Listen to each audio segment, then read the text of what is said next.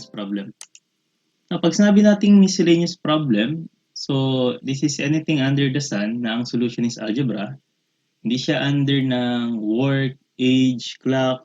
So, hindi siya mixture problem. Pero still, algebra yung solution. So, kaya tinawag na miscellaneous. Okay, try natin. Problem 1.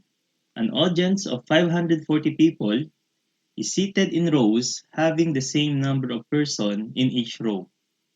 If 3 more persons sit in each row, it would require 2 rows less to seat the audience. How many persons were in each original or were in each row originally?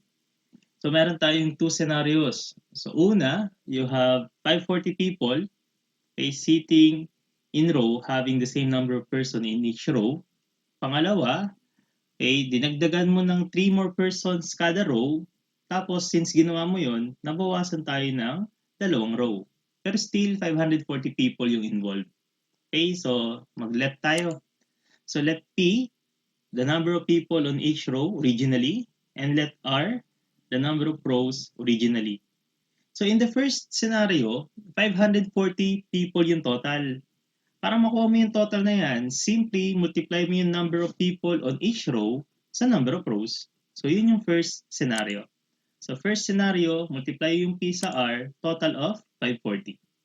So mathematically speaking, pag sinolve natin si R, that is 540, i-divide mo ng P.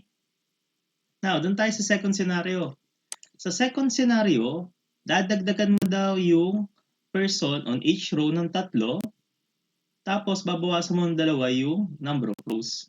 So yung number of people plus 3, yung number of rows minus